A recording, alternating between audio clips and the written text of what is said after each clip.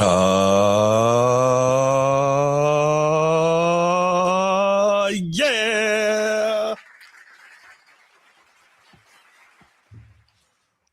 Welcome back to another episode of Format Podcast Live. And I got my partner back, and I couldn't be happier.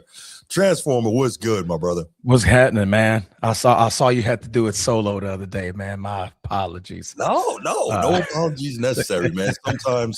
Sometimes you get used to working with a partner, and that chemistry is there, and you're all rocking and rolling, and you forget what it is to go dolo. But when you do it, you get right back in the flow, man. So it was all good. Only thing I'll say is it went a lot faster. I saw you at the beginning. You was like, and I'm solo, and this is the first time I've done this in a while, guys. So I'm gonna need y'all. yeah. But it worked out, though. It worked out, man. I enjoyed it. Good. It was good, man. How you been? Oh man, I've been well, man. Can't complain. Good. Can't complain. Good. Here to talk some NFL playoff rundown of the wild card weekend, man. For the most part, a great wild card weekend, man. I enjoyed it. So we're gonna go through these games, y'all, and we're gonna break it down. And we got a little extra commentary on the side of that came along with wild card weekend. So we hope you enjoy it. But let's get right to it, man. First thing we're gonna do, of course, we are going to shout out the channel members. Coach T, host of the Be Ready Sports Podcast, #1 channel member. Appreciate you. It's not that serious. Chief Sid Bubba, of course, always appreciate you and everything you've done for our nation and everything you do for this channel. And shout out to the boys from Annapolis. Anchors away. At least some of us know why I was away. That's right. Order arms. That's right. Some of us know why I was away. Yes, sir. And respect due for that, Transformer. Absolutely. GG's Lynetta 402, man. Bears down, man. You guys had a great game. For sure. What a great game. Yes. Baltimore Bruce, what's good? Steve, king of the chat, my guy. Nino, Sneed, got what you need. Salam alaikum, brother. And of course, Micah, shout out New York City. All right, we'll give the spiel and then we will get Micah to it. Yes, Micah. If you're watching here on YouTube, make sure you go ahead, click that subscribe, that like, that notification bell. Make sure you're kept up to date whenever we drop new content on the channel. If you want the audio only version of the podcast, open up your audio podcast platform, hit the search bar, type in The Format Podcast. We should come right up. If you're enjoying the content, make sure you give us a like, leave us a 5-star review, and drop a comment. All that stuff helps us rise in the algorithm, helps us find more sports fans, helps more sports fans find us. Make sure you write it down, put it in your phone, make a note of it. The Format Podcast is live Sunday mornings at 10 a.m. Eastern. And finally, if you're really and truly enjoying the content we're delivering you, make sure you hit that join button. There's going to be exclusive content here just for you. I know you see it. I'm back. Hit the thumbs up. Yeah. No doubt. All right, Transformer, you ready to get right to it, man? Let's get it, man. Let's get it. So, right. Apparently. I'm sorry. My bad. I thought that was my cue. Pause. Whoa. And thank you guys for tuning into the Format Podcast. We're going to do this another day because that was crazy. That was egregious. That was crazy. Wow. What I meant to say was, let me commence the show with our first topic, and I'm going to speak to that first topic real quick. I'm going to give an intro, and then I'm going to let Transformer rock and roll with it. Okay, so as we know, Saturday night, just an absolutely incredible game. One of the greatest rivalries in NFL history. Chicago Bears, Green Bay Packers met at Soldier Field for only the third time in NFL history in the playoffs. I did not know that. Going into this game, the Packers led 2-0 in those appearances, and we see the result. The Bears pulled off another stunner comeback win, 31-27 over the Packers. Transformer, take it away, my man. All right. So let me first start off by addressing the ducking rumors that I was ducking the Sunday morning show. As you guys know, and I'm pretty sure you do, this is the reason why Bruce salutes every time he talks about Sid Bubba, and he waits for me to say order arms.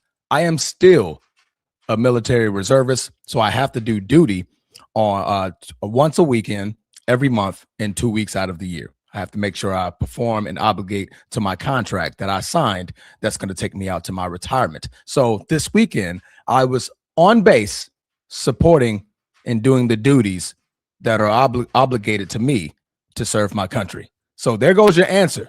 There was no ducking, because if you go on the Transformers Instagram, which is right here, you can see it right here, you will see time-stamped moments after the game was over. I made a post, and you can go down in the comment section. I replied to 80% of the comments, which is over 300 comments, by the way. I think it's at 600 or something now. But I replied to all comments, Bears fans, Packer fans included, and I did not go radio silent. So for those of you who think I was ducking, know what ducking is, because there was a certain somebody when their team lost that's calling me the ducker, went radio silent for days.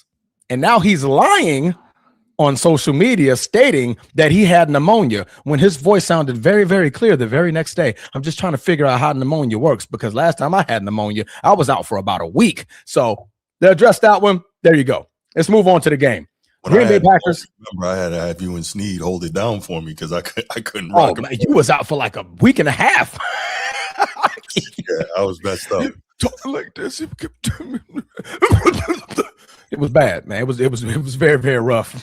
I remember you was in the background on one of the videos, and we can see you as the podcasters, and you're down there. I'm like, just go to sleep, bro. It's okay. We get it, man. Me and Snead got it. But anyway, moving on to this football game that was played Saturday night. This was the Saturday night game. Green Bay Packers lose 27-31 against the Chicago Bears. Let me first off by stating, congratulations, Chicago. Great game. Absolutely great game. Caleb Williams showed and performed in that fourth quarter to the highest of order. He made passes, especially on fourth down to Loveland, that I just hated. But as a football fan, I love to see, because it was a great throw, some great catches, some great plays that forced that comeback, and you guys winning this game by 4. Green Bay Packers were up 21-3 going into the half. And thanks to a kicker by the name of Brandon McManus, he decided that that day, he wanted to miss 3 kicks that included a field goal that was would have put us up 24-3 at the half, and also a field goal that would have put the game in close distance, down 1, seeing that Chicago scored the very last touchdown of the football game. But anyway, we're going to get to the bullet points here. How did the Green Bay Packers fold a 21-3 lead? Well, let's go by saying that in the third quarter, Green Bay Packers had a total of 11 plays, no first downs, all 3 and outs. That's not how you ice a game. The Chicago Bears only so happened to score a field goal in that quarter. So by the end of the third quarter, defense held up for the first, second, and third quarter. Bruce, could you explain to me what happens to a defense when they're out there all game?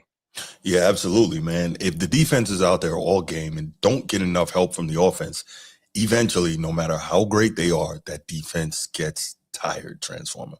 Defense gets tired. Okay, all right. So now we're up 21-6, and we lose the game in the fourth quarter with a score of 27-31. Bruce, what is 31 minus 6? 31 minus 6 is 25, Transformer. So 25 points given up in the fourth quarter. So are you going to sit back as a sports fan and you're going to blame the defense that we lost this game? I would, yeah. You'll blame the defense? I'll blame the defense, yeah. Even after you said what you said? Well, so I think 2 things can be true, right? I do get what you're saying when you say, obviously the defense gets tired, but it's hard. I agree, and I see where you're going in that you're saying if the defense had got just a little more help from the offense, then they probably pull that game out, even if the Bears make, a miracle rush comeback the way they generally do. If the defense gets a little more help, they could have pulled that out. But I would say that most people would still say it's the defense, though. You would still say it's the defense. So let's go by a timestamp here. Third quarter, offense was out there for a minute. That was the first punt that they gave, all right? Defense had to come out there and play for a whole drive. The next time the offense had the ball, they had it for a minute and 30 seconds. Back out there on defense, in which the third time the Packers only had the ball for 2.5 minutes. Back out there on defense, 1 + 1 + 2. How many minutes is that? 1 + 1 + 2. How many minutes are in a quarter, Bruce? 15, Transformer. Okay, so 15 minus 4 is? 15 minus 4 is 11, Transformer. 11 minutes that your defense is out there still playing marvelously at this juncture, right? That's right. We get to the fourth quarter. Chicago Bears start off with the ball, score a field goal. Offense was out there for a total of 51 seconds. So we continue to keep going. After that, the Bears come down and they finally score a touchdown. At this point, the defense is exhausted. They are tired. Because guess what? My coach, Matt LaFleur, likes to run inside zone against a defense that were stopping the inside zone all game. Yeah. Jordan Love makes a miraculous throw to 1-2 hops for a 30-yard gain, then another one to Matthew Golden, our rookie who had a marvelous game. And first down after first down, the very next play, we run inside zone.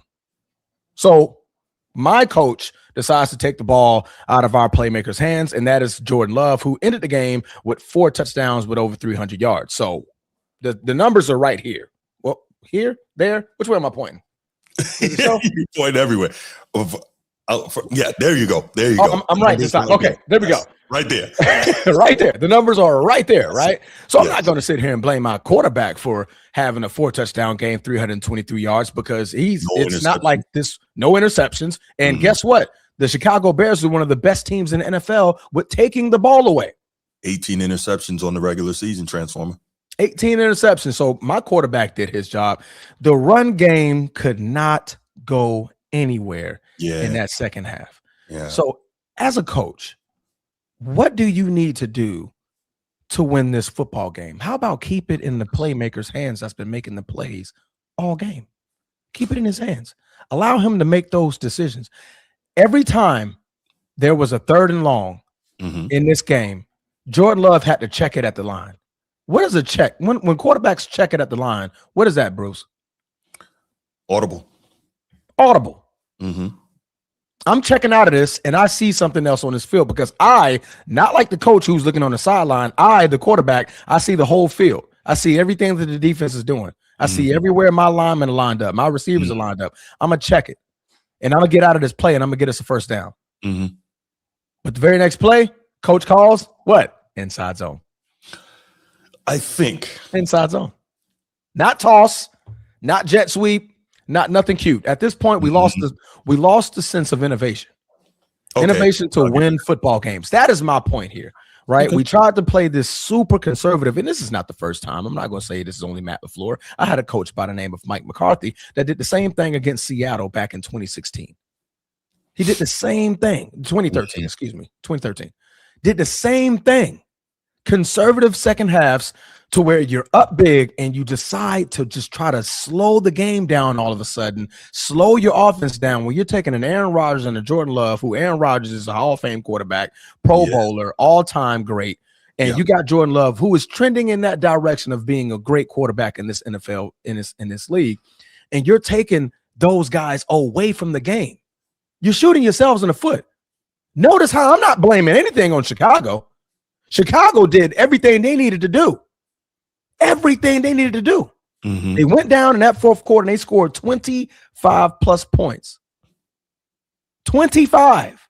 And on a defense that was exhausted, tired of being out there because our offense wanted to go anemic and change the game plan from everything you did in the first half. I don't blame Jordan Love. I blame coaching.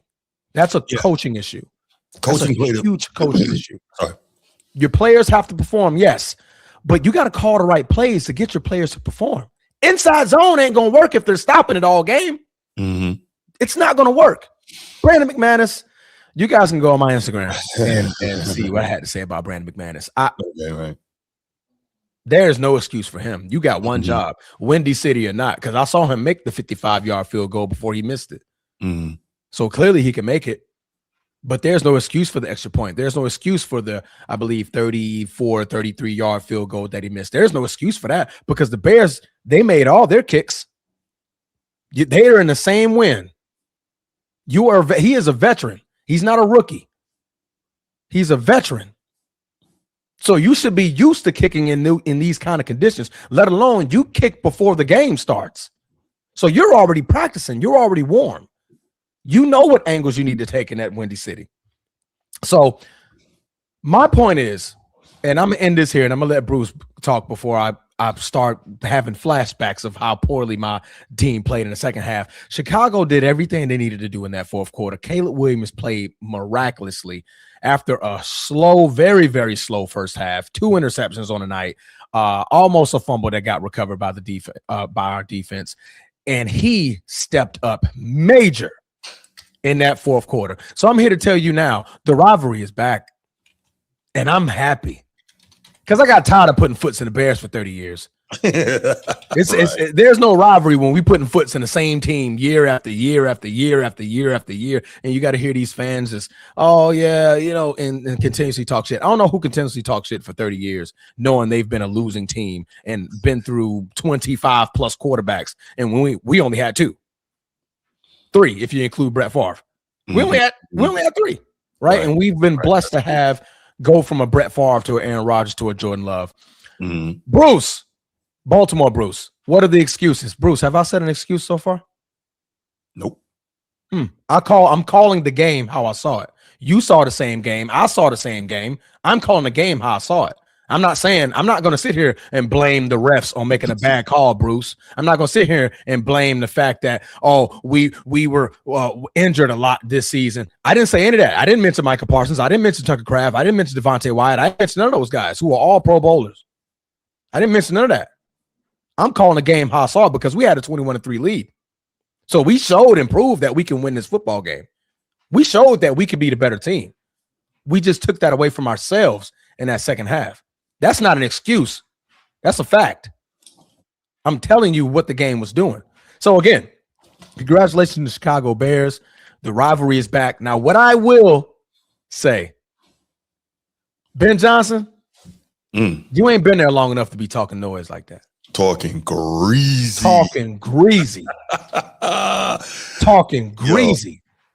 Bears fans acting like this. I mean, the Bears acting like this was the Super Bowl all of a sudden. Well, listen, Ben Johnson, in fairness, he's been in the division for years now. So he probably has some feelings towards Green Bay. Now, I get it. That's fine. But you don't need to be a petulant child. Well, petulant childs do that. I expect that from a young receiver or a young player that's on the team, not from your coach. Well, you know what I mean? At the end of when you win, you could talk your ish. You know what I mean? So you could talk your ish, but it's called professionalism when you're a coach. When you're a coach, you're held to an entirely different standard. Agreed. He acted like a player. Agreed. So that's cool. Matt LaFleur, you're going to get signed here shortly, and I'm not going to agree nor disagree with that. I think I'm right there in the middle between that. The fact we need to move on from it and try to find a more innovative coach. But I currently don't see a head coach that's on the market that's going to be better than Matt LaFleur. Everybody says John Harbaugh. John Harbaugh just did the same thing in the Ravens. He blew a lot of games. Did the exact same thing. I'm not expecting him to come over and be a culture changer. What I would like is a defensive head coach because we got Micah Parsons. I want a defensive head coach and Mike McDaniels at OC. So give me another OC. I'll say the only thing about that, because I want to, and we're not talking about them because they're sitting at home watching just like me. But real quick, I want a defensive coach for the Ravens as well. The only problem with that is if you get a defensive head coach and they hire a great offensive coordinator, after a year or two, that offensive coordinator gets poached to be somebody else's head coach. So that's something else you got to think about. Bruce, I'm cool with that. Okay, cool. Because the window is now. Agreed. Our window is now. Micah Parsons is 26. Jordan Love is 27. Our receivers all of them are no more than 24, 25 years old. Right. Young team. The time is now. So if I have a smart head coach like a Mike McDaniels who can be there for 2 to 3 years with a defensive-minded head coach, and we get a Super Bowl, baby, I'll take it. Offensive coordinator, good job. Go get you a head coach position. Because I'm here about the Super Bowl. We got 4 Super Bowls. We invented the Super Bowl. It's called a Vince Lombardi. The Lombardi Trophy. All right. The Lombardi Trophy. It's named after a Green Bay Packer, right? Multiple 11 championships before the Super Bowl was invented. So we know what winning is about. We need to get back in those winning ways. Right. And I think we do that with innovation. We got to stop the whole homebred kind of head coaching. Nah, we need a thoroughbred guy because we got a thoroughbred defensive end. and we have a young quarterback who's just entering his prime, and we got young receivers across the board that are all entering their prime. We got a tight end entering his prime. The time is now. So if you want to go get an OC, go get that OC for 2 to 3 years and make that chance and run at the Super Bowl. Because the Chicago Bears are here. They're here. They're young. Ben Johnson was a great coach this year. Caleb Williams is a nice quarterback. Now, I will see what next year looks like, because Kansas City did this exact same thing last year. They were down a lot in those early games and a lot of chase downs and a lot of fourth quarter comebacks. I need to see if that's replicated next year, because teams tend to catch up on that and negate that. So yeah, talked about that. I'm not going to say that Chicago Bears are right in the best position to be successful, because you saw what happened to Detroit last year when they thought that same thing. That's right.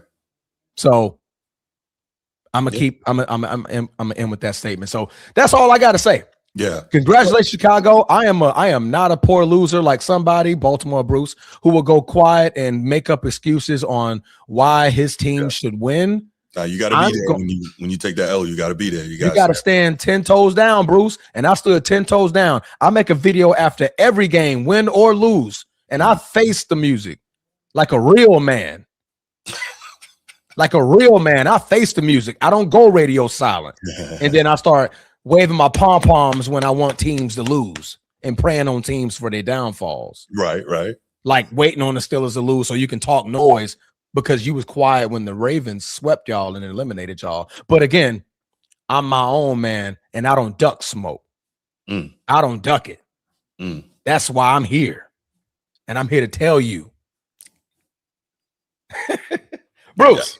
Yes, sir. Your thoughts. Yes, sir. I appreciate that, man. Yes, sir. The only thing I have for that is, I know you're not happy with the conservative second half play calling from LaFleur, right? And we always talk about making the adjustments to the adjustments.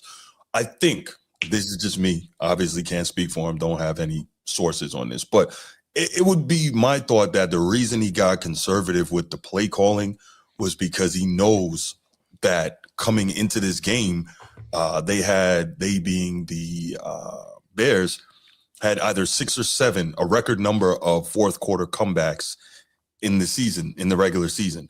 So knowing that, you're going to try to sit on the ball, you're going to try to use clock, you're going to try to, because even though Josh Jacobs didn't run the ball well, I actually admire his commitment to running the ball and trying to maintain some balance, right? I think 19. But it's not that, it wasn't that, Bruce. It's the play of running the football. Yeah, I got you. Inside zone? Seriously? The Chicago Bears are dominant at stopping inside zone. Right. Tosses, jet sweeps. That's where the innovation needs to kick in, right? Because he's from the Shanahan tree. Do you ever see Shanahan run the same inside zone with not Mike McCarthy? C-Mac. C-Mac. Yes. Do you see the same inside zone with C-Mac? He's got so many variations on that play. It's crazy. You got so many variations. It shouldn't be the same thing. Oh, inside zone. Defense knows what's coming. They got 5 on the line. They know that play is coming. Right. So get them out of position. Innovate a little bit. 4, 5, 6 yards. At that point, you're just playing for first downs with a lead like that. You're playing for first downs. 1 minute, a minute and a half, 2 minutes, 51 seconds. Those were your first 4 drives in that second half. So running the football obviously didn't get you anywhere. You couldn't even take 2 to 3 plus minutes off the clock. So that's the conservative play I don't like. If you're going to be conservative, be innovative in your conservatism, right? You're there to get first downs, not there to just run the ball and just, we'll take 45 seconds. We'll take our time at the line. No, everything is short underneath, because guess what? They're trying to play. They're trying to take the ball away. So I'm trying to go smart conservative, right? I'm playing for 5-yard gain, 7-yard gain, 7-yard gain, 5-yard gain, 4-yard gain. That's what I'm looking for. If I'm only getting 1 or 2 or negative yards on the inside zone, that play is scrapped. Yeah, they know that that's coming. So Matt LaFleur, Shanahan, that man is making it work with Pooh Putz and me and Bruce on defense. Yes. He's making it work. Yes, right? Because he's innovating the offense. You don't know what's coming. That's what I wanted from my coach. And I hope that now that he saw this law, I hope that law sticks to his craw so bad that next year, he's trying to put belts to ass, no, regardless of what the score is, because this ain't the first time the Cleveland lost up 10, right? The Carolina loss, I think we were up 7, up 10, right? So this is multiple times this year. Broncos, we were up like 14, 13. He didn't get innovative. Yeah. You know what I mean? I get it. Josh Jacobs is a good running back, but we have other receivers, fast receivers, Jaden Reed,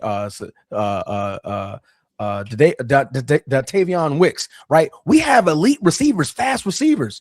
Put them boys all over the field. Make the defense guess, because they know what's coming when Josh Jacobs is running inside zone. Cool. We just gonna put 5 on the line. That's coaching. That's a coaching issue. But yeah, go ahead. Yeah. No. I'm curious to see what the future is going to be. And real quick, as you mentioned, it was reported that the Packers are likely to extend head coach Matt LaFleur in the coming weeks. Here's the deal, though. He's going into the final year of his deal. Why don't you make him prove it? Make him prove it. Sounds good to me. You know, if you hold off on the extension and say, okay, cool, well, we'll see what happens after next season, then he's going to be coaching, not coaching for his life, but, he's going to be coaching for his job. And who knows, that may spark a little fire in him. You're also looking at the landscape. Who's out there? Who's going to be available to replace Matt LaFleur? That's probably also what they're looking at, too. They're like, okay, if we get rid of Matt, well, who else? Who are we looking at? Are we scouting a head coach at this point? That's what I was about to say. Yeah. You gotta do a better job scouting, and this is the problem. A lot of the coaches, they don't do, of course you want to see somebody who has a proven track record, especially in a banner franchise like Green Bay. Got it. But sometimes you do need to be innovative and find that new guy that people don't know about. And just to make it's not apples to apples, of course, but to make that college comparison with Curt Cignetti.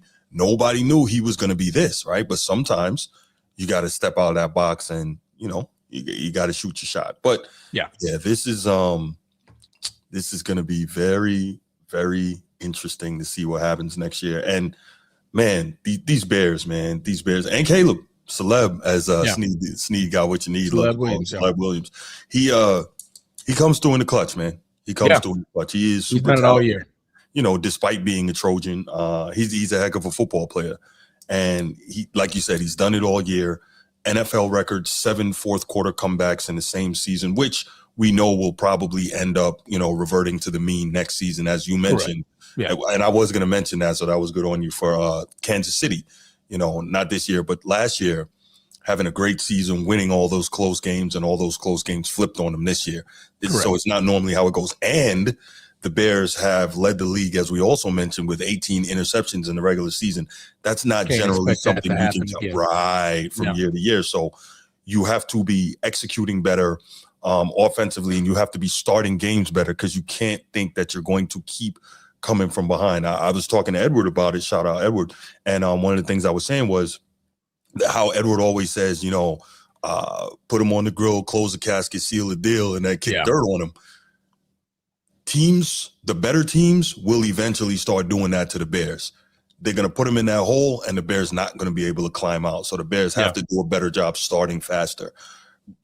Shout out to Ben Johnson for making tremendous adjustments at the half. Absolutely.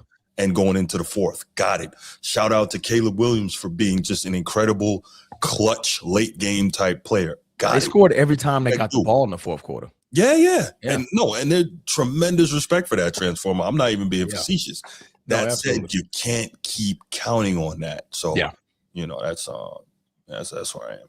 Yeah. But it's going to be very interesting. And the Bears have they've got the Rams coming up. That might be the end. Yeah. But the Rams can also look vulnerable, and we'll talk about them as well. Yeah. But I think McVay looked at Matt LaFleur's game and was like, oh, say less. Yeah, we're not. McVay is a champion. Yes, he is. He's a Super Bowl coach. Yes, he is. That's a great. I'm pretty sure he saw that game. Oh, we up. Oh, we up, and it's stuck. Because I got Puka Nacua and Devontae Adams, who are. I got Kyron Asira, and I got Blake Corn. Yeah, that's an innovative coach. Yeah, that's gonna come out of nowhere. Like, nah, we can't do that. And then they're a little upset with how they performed against Carolina. Yeah. Carolina played extremely desperate, and they were up. But, they got it done and came back in the fourth quarter with Matt Stafford. Oh, you best believe he's spreading that ball around. Yeah. They're spreading that ball around. So, and what's the other thing I'm thinking? As dominant as Puka Nacua has been and is, we also have to be cognizant of the fact that at some point there's going to be that throwback game from Devontae Adams. And when it comes, oh boy. Yeah. And honestly, you don't really need the throwback. When he's in that red zone, just know 17 is getting called. He's in it. What's up? Oh, Coach T in the chat. Oh, okay, gotcha. Yeah. I need to put Bruce on game on that core water. Oh, okay. Yeah. Bruce likes alkaline water. I just drink water. Alkaline water is amazing. I won't lie to you, but I can get these. They like $1 at Sam's, and I can get a whole pack for like. Oh, I get these for $1.25 at Dollar Tree. The Dollar Tree lady, when the cases come in, she texts me and says, "I got your water." He got a plug at Dollar Tree. I do, yeah, because I've been cleaning their shelves out. So one time she saw me with all the bottles in the cart, and she was like, "Do you want me to just you want to leave your number and I'll text you when we get the cases in?" I said, "Sure." I've never seen a plug on water. Yeah. Dollar Tree. You showed love on that. The water plug. Got it, man. That's amazing. Yes, sir. Yeah. That's amazing. Mm-hmm. That's amazing. Yeah, shout out to the Bears, though, man. Absolutely, man. I'm not a sore loser like some of us that's in the chat. Right. I'm not a sore loser. Yeah. Respect due to Chicago and what they did. That was a magnificent comeback. I am a number one proponent. I hate the Bears, and I'm proud to say it. I hate the Celtics. Bruce knows that. Yes. But Larry Bird, Magic Johnson, salute. I will give respect when it's due. Yeah. Chicago Bears deserve respect for that game. They deserve respect for that fourth quarter. Caleb Williams on fourth down. It was like 4th and 12 or 4th and 13. And he laced it. He was getting hit in the leg. He was about like getting hit and dotted over 2 corners and my safety who was trying to chase it down. That led to a touchdown that drive. His arm talent is absurd, man. And I knew that from when he was at USC, when he rolled out against us on the night that he won that Heisman, and we're trying to chase him down, and he's rolling out. And I saw him throw the ball so hard that both feet came off the ground. And he threw like a 25-yard laser. And I'm like, this is not normal. Boy, you'd have thought the ball was AI. No, Caleb is legit. He had a tracker on it. Like that thing right. Getting beamed. I'm like, golly. And Loveland cooked. That rookie tight end, he was 8 for $137. Yeah. Boy, we couldn't do nothing to him. I was like, come on, man. I'm like, I was like, Micah. I was like, where are you? We need you, baby. I was like, somebody got to chase Caleb down. And Rashad Gary, Green Bay Packer fans, if you guys see this, you're blaming Rashad Gary.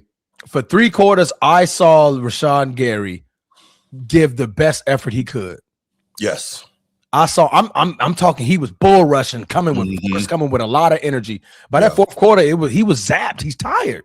Chasing Caleb, you will be tired. You will be. I think Rashad Gary runs like a 4.7. Caleb runs like a 4.5, 4.4. Caleb fast, man. Caleb's fast.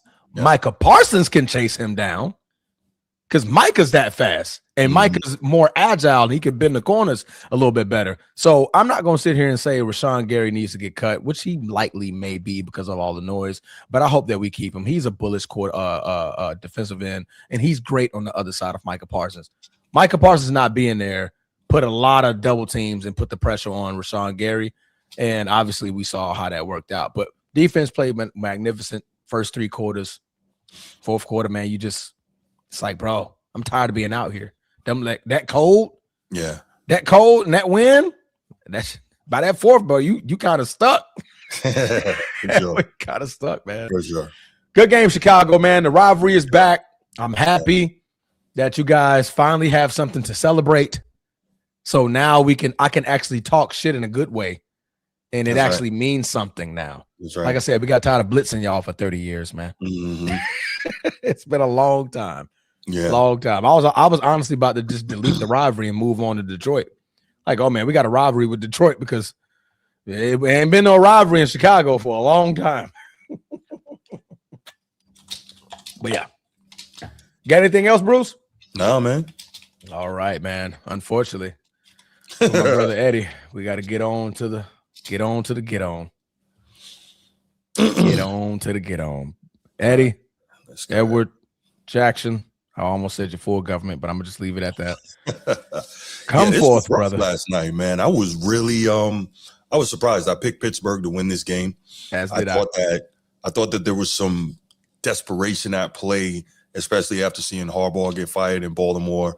And, you know, a lot of the talk that's been around Mike Tomlin, and Aaron Rodgers may be feeling like, hey, I got one more run in me. It was not to be. And this game was tough and it was close for a while, but then the Texans just kind of they took the lead and ran with it. Literally. Yeah, literally, right. And I think that was one of the biggest differences, right? CJ Stroud didn't have a terrible game, but didn't have a great game. Aaron Rodgers he looked pedestrian. 17 and 33, a $146 and one pick. And you know what I noticed, and I've been noticing this all year, especially, right? When it comes to Aaron Rodgers, obviously he's old, right? So much of the amazing miracle plays that he was able to make in his Green Bay heyday. Obviously, he's one of the elite pocket passers of all time, but he was also amazing while extending the play, right? A la Caleb, right? That type of player, just incredible extending the play. Aaron Rodgers, he can't do that anymore. That mobility is not there. Whether it's age, whether it's, having recovered from the Achilles late in his career. So you have that thing. The arm talent is still there, but he can't move the way he once could. And also one thing I'm noticing, he has no interest whatsoever at this point in his career and in his life in standing in there in the face of the rush and delivering the football. No. Roll that thing into the ground, Transformer. I would dirt it so fast. Yes, he's like, man, no, I'm not getting hit no more. There's no completion worth me standing in there and getting blasted by an NFL defensive lineman. The dirt had more catches than the Steelers receivers. Crazy. He was dirting that thing. Yeah, man. It was tough. And on top of that, the Steelers weren't able to run the football, 18 carries for 63 yards. Yeah. We know that's something they want to try to do, but they don't have the elite back. On the flip side, Houston was able to run the 31 carries for $164. Shout out to Woody Marks, another damn Trojan, but shout out to him, man. In his first playoff game, 19 carries for $112. Outstanding performance from the young fella. And, not to do the Notre Dame thing, but, he played well last year, against the Irish. And just watching him, I'm like, okay, this guy's going to be all right in the league, man. And so, just to see the young fella get out there and do it, I was like, yeah, I like that. So Houston did a great job drafting him, and he looked like he can be that boy for them, No, absolutely. Yeah. CJ Stroud, he had one pick, but 3 turnovers. Yeah, I was about to say the 2 fumbles. That was rough. You gotta. He fumbled it 5 times. Crazy. Right. He lost 2. Right. So he got away. I'll say this. He got away with the fact that the Steelers were so inept on offense. Yeah. Because you don't get away with 3 turnovers very often and win the football game. Ask Lamar Jackson, right? Absolutely. Especially not in the playoffs. So he really got away with something, being that the Steelers were just completely unable to capitalize. And, you have a number of storylines going here. One, Houston Texans win their first road playoff game in history. 2, CJ Stroud and DeMeco Ryans have won a playoff game for their first 3 seasons together. So shout out to them for being able to do that. 3, how good can they be, right? How good can Houston be? DeMeco Ryans, he's showing that he's legit, man. He's showing that that he is one heck of a head coach. But on the flip side, now the question's really, they're going to be on overload now, because there's a lot of people in the Steelers nation who want Mike Tomlin gone. And again, the question is, okay, you get rid of Mike Tomlin, who do you bring in? Because Mike Tomlin will be a head coach somewhere tomorrow if he wants to, if the Steelers were to fire him, right? And then you wonder, okay, Aaron Rodgers, I think it's time for him to hang it up. Like, even if they were to get more weapons and whatnot, I think it's just time for Aaron Rodgers to hang it up. At some point, you have got to get yourself a younger quality quarterback, whether you draft him or whether you trade for him. You have got to get a quality younger quarterback. And I think you need a better OC as well. Arthur Smith is not getting it done. But to watch what we call a once proud franchise like the Pittsburgh Steelers, and no one can take away their 6 championships, but they don't look like the Steelers anymore. And they're not. Yeah, Woodage, I know the Steelers don't fire coaches. Something needs to change, though. A mutually agreed parting of ways, Mike Tomlin stepping down, and that's not taking a shot at Mike Tomlin, but clearly it's not happening. It's not happening there. And we want to see. I think a lot of people understand how great of a coach Mike Tomlin is, literally, making chicken salad out of chicken-ish all these years, probably for the last decade or more, just to be able to, what's up, VC, just to be able to get to this position of being in the playoffs, even though you haven't won a playoff game since 2016. That's not Steelers standard. That's a decade, bro. That's not Steelers standard. But have the Steelers helped him? No.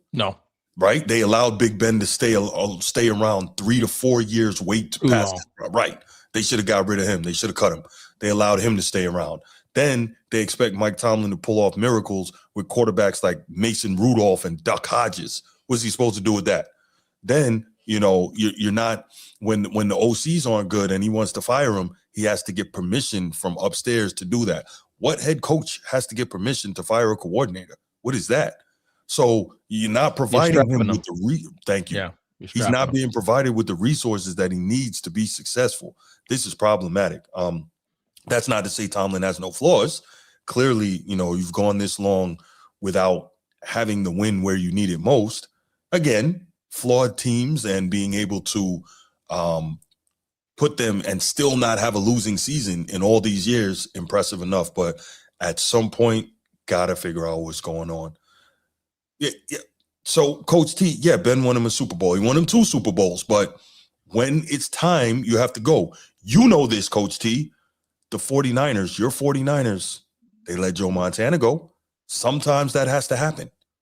Did the Steelers have a Steve Young waiting in the wings? No. But the point, regardless, is sometimes it has to happen. And that's all. We let Aaron Rodgers go. Thank you. That's right. Yeah. There you go. So sometimes it has to happen. Brett Favre and Aaron Rodgers. Yeah. There you go. So, and he had somebody up next. Time to go. Yeah, we saw the Oilers let Warren Moon go, right? And what did he do? He goes to Minnesota and has record-setting seasons, right? Yeah. Tom Brady got let go. Yes, it happens, and he's the overall guy. It seven-time Super Bowl champion. Right. There you go. 10 Super Bowl appearances. Yeah, look at this. This is a good one, Woodage.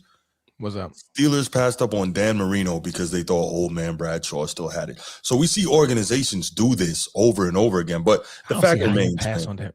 Terry Bradshaw is not a great quarterback to me.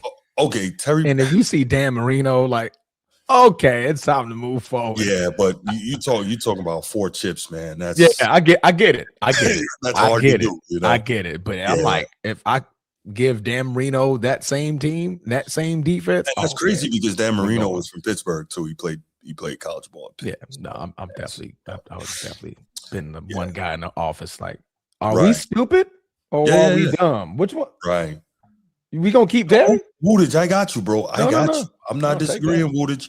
I'm just saying this is the way. But the point is, regardless of all of that or any of that, the Steelers have gone home again early to their standards for the millionth time in recent memory, right? Yeah. And they didn't just get beat; they got smacked around. As the game progressed, 30-6. There are so many wholesale changes that need to be made in Pittsburgh for this team to be better. Jaylen Warren is solid. He's not the quality running back you need if you're Pittsburgh. Yeah. You've got DK Metcalf. Obviously, he has some issues, but you need another clear. You need either a number 1 or a number 2. Either way, DK Metcalf, needs to be the number 1 or number 2. So they need a wide receiver, a quality impact wide receiver. I don't know what Pickens was or wasn't doing, but imagine Pickens and DK Metcalf. That would have been crazy.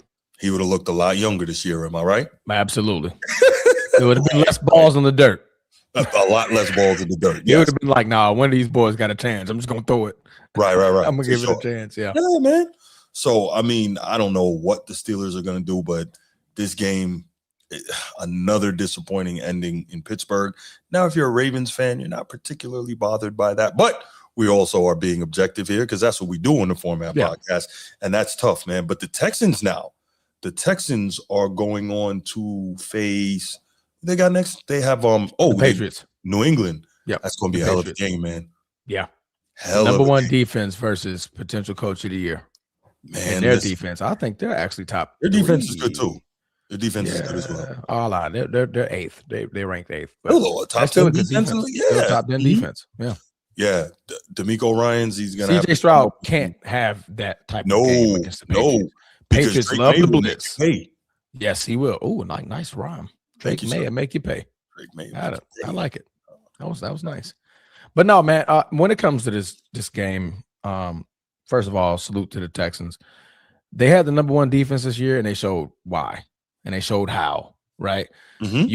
You gonna send a 42-year-old quarterback and think you're gonna beat us like that? They showed why. CJ Stroud, at first I thought he was folding in the moment because it was just looking awful. Turnover after turnover after turnover. And if Aaron Rodgers is probably 36, 35, this game is lopsided. Oh yeah, this game is gonna be lopsided because for sure you don't give that man too many opportunities on that side of the football, especially when you're getting the ball at the 50-yard line, the 40-yard line. You're like, oh, I only need to go 20, 30 yards to get in field goal range, and that's what the Steelers, man, they just couldn't do. They couldn't do.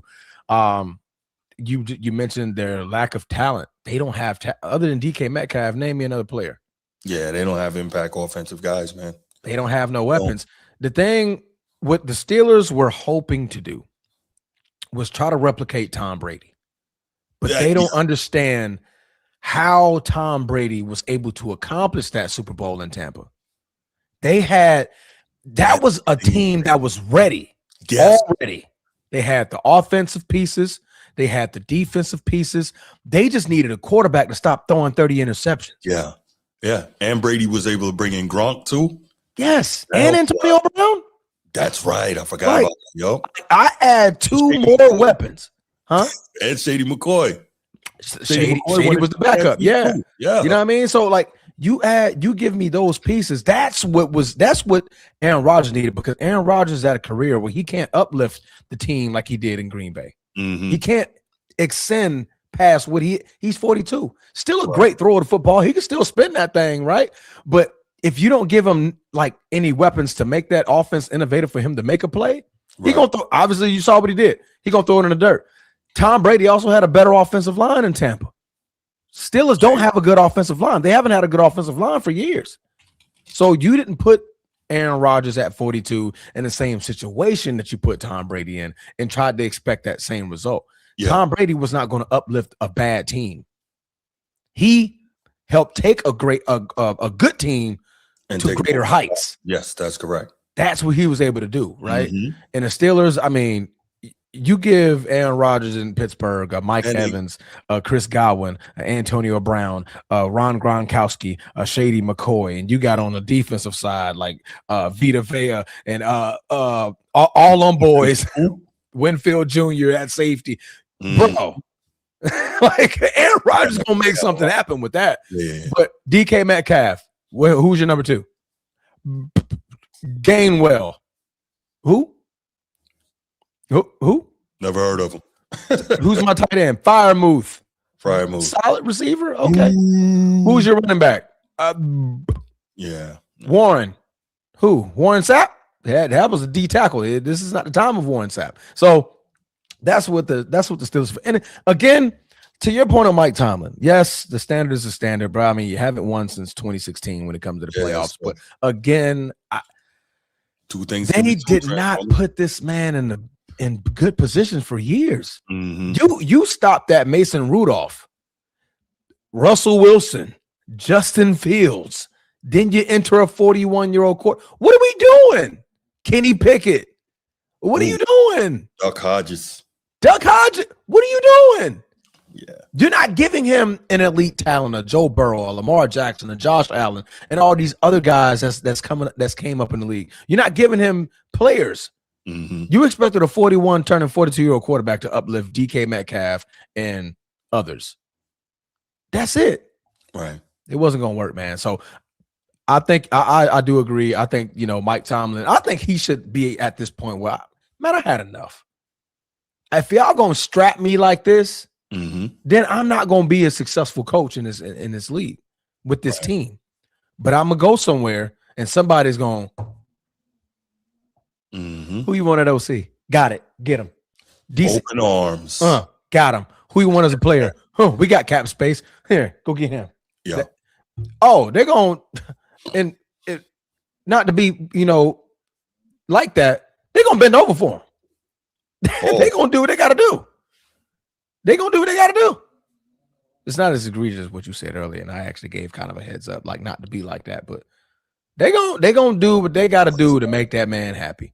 Just like the Titans are already doing it for John Harbaugh. They're already like, man, we got $100 million, man. Who you want? What you want? We've been it over here. Because Titans are terrible. They good and terrible. That boy good. Good and terrible. Good and terrible. Yeah, for sure. But yeah, man. Sucks for the Steelers, man. Salute to the Texans. Yeah. That's they're gonna Texans and Patriots, man. Yeah. We'll pick those. We'll pick the games tomorrow night. We'll do our pick 'em. But yeah, that's gonna be I don't even know. Sheesh. Ooh, nasty work. But yeah, ready to move on?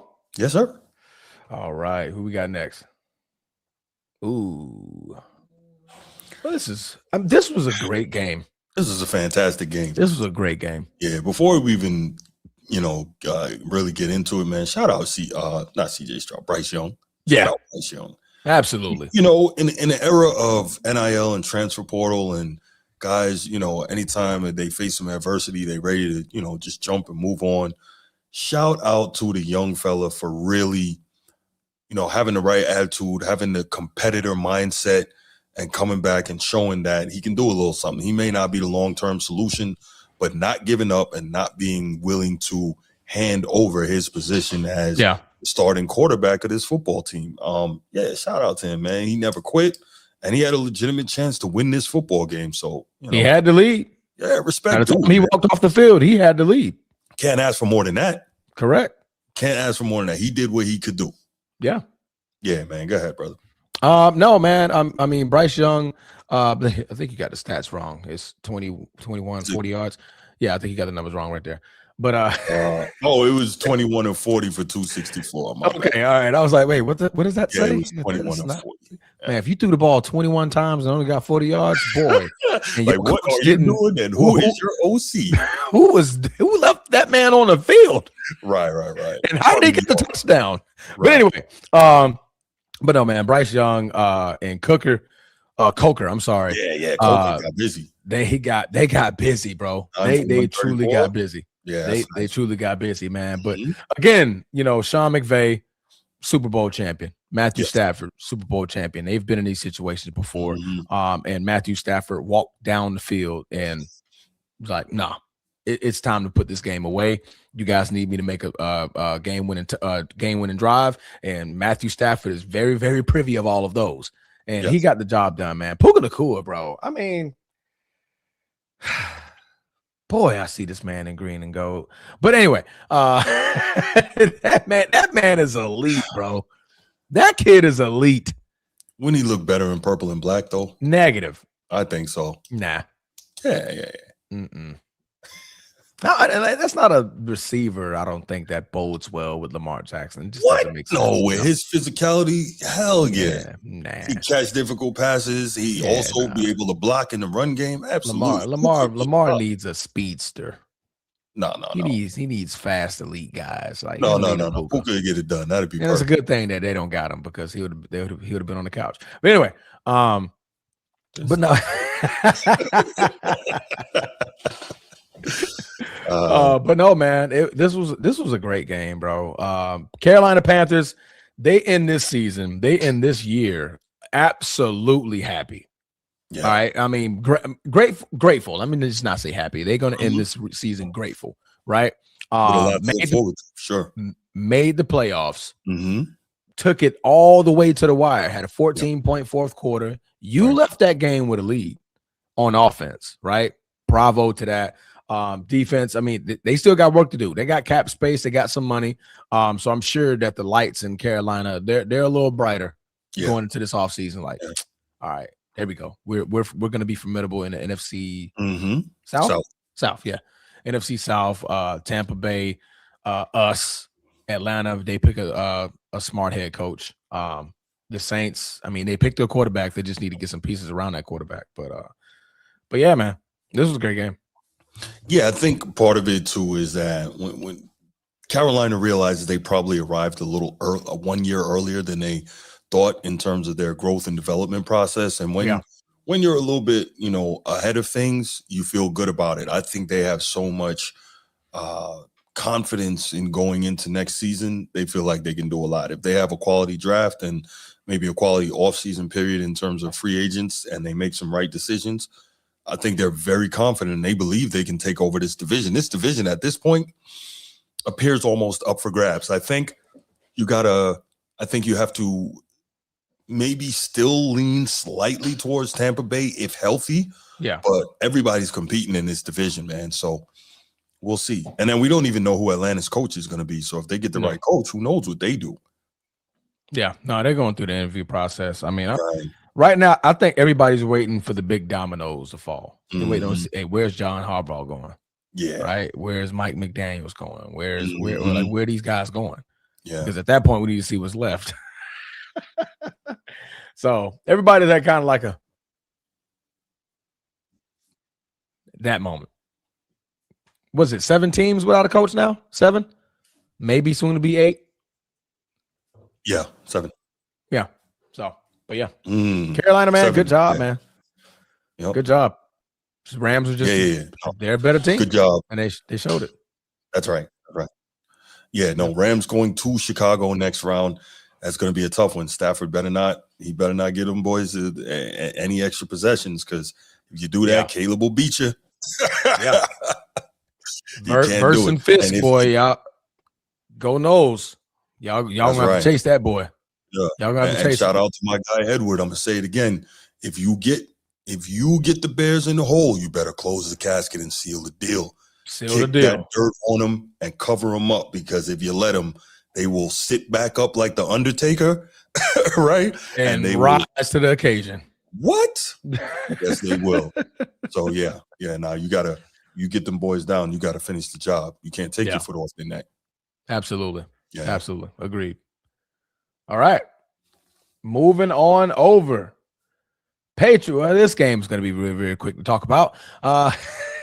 The Patriots said, you ain't got nobody left on that offensive line. Blitz all night. So what's that Chris Brown song? All night, give it to you. All night, we can do it. All night. Hey, it was Blitz City. So the scary stat from that game, on 31 dropbacks, Flowing Hair faced 30 pressures. First of all, let me say this. Can we stop all the Flowing Hair stuff? Can we stop it? He's now 0-4. 0-4 in the playoffs. Not all completely his fault, but 0-4. Can we stop the Flowing Hair hyperbole? Can we? This game, I'll give him a small pass. You did say that.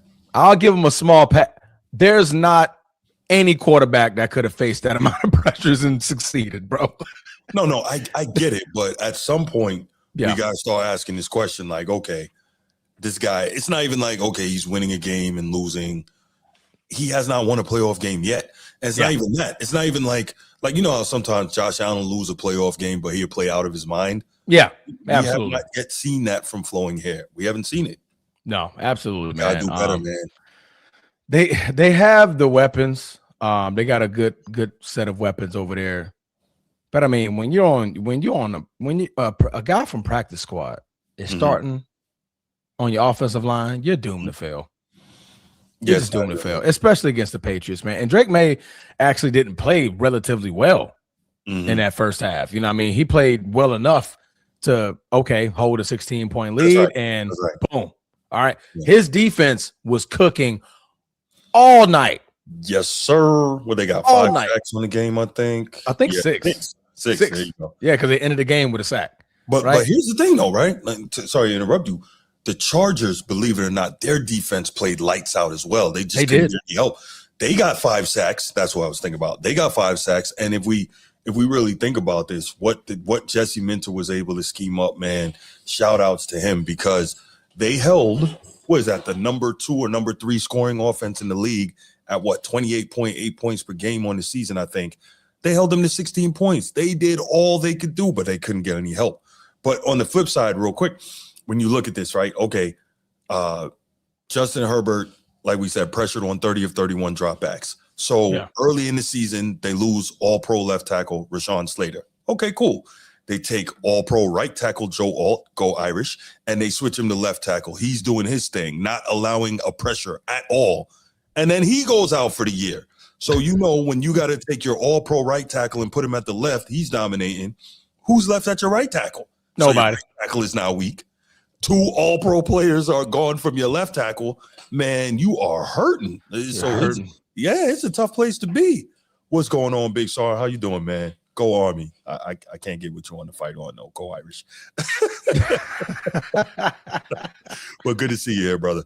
But yeah, it's tough, man. So you got one, like, what do you do? And the Chargers are another team that really, they don't have a number 1 receiver. They don't have a true number 1. They don't have a true bell cow back. Justin Herbert led that team in rushing. I like McConkey. He's not a number 1 receiver. We know that. I think he's solid. If you get a true number 1, then McConkey can dominate in the slot, right? Keenan Allen is well past his expiration. This dude is flat out old now, right? Past his prime. Yeah. So, I mean, the Chargers need a lot if they want to be able to have the type of success they believe they can have with Justin Herbert. It's 2 years in a row now, out in the first round. Harbaugh is not good with this.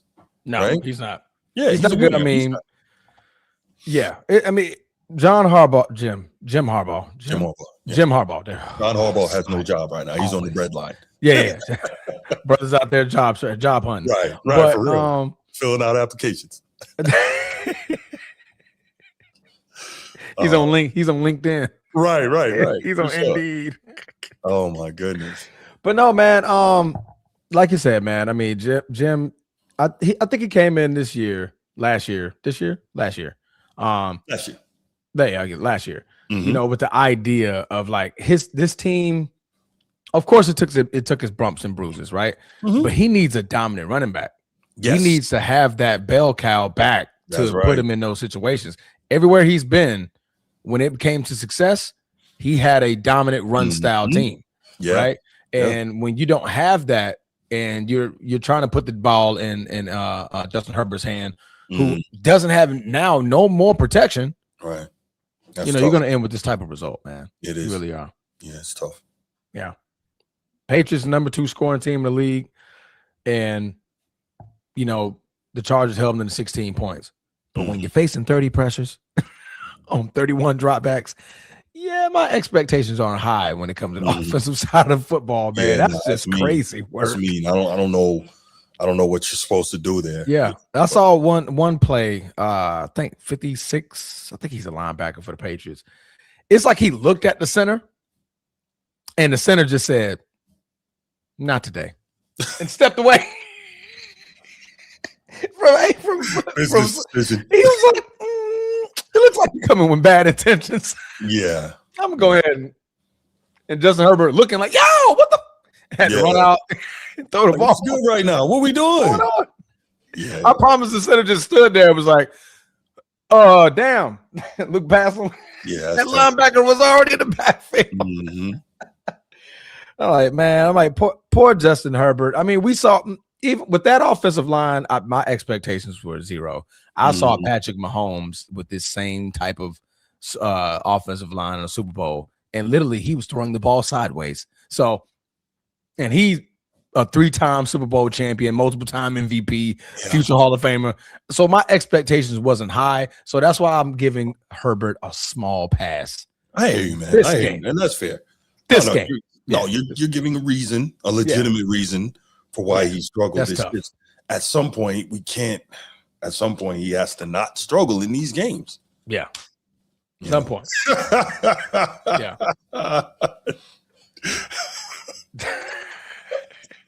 My mama said.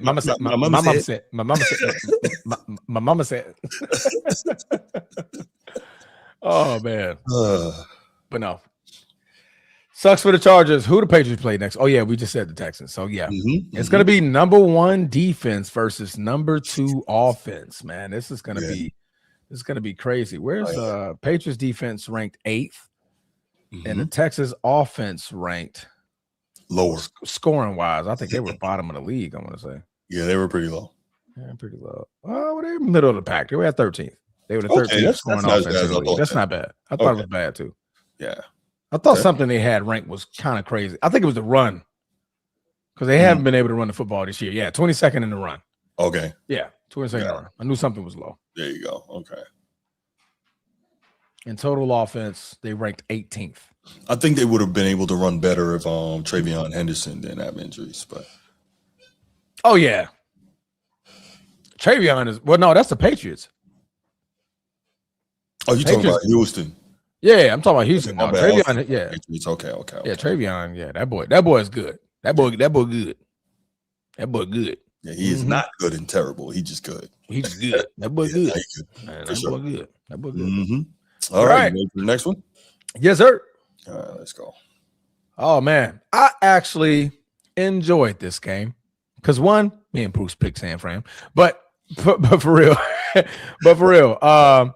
it was a defensive matchup that was going back and forth for a good minute, man. I thought it was a great mixture of offensive plays. Okay, then we get some good defense going on.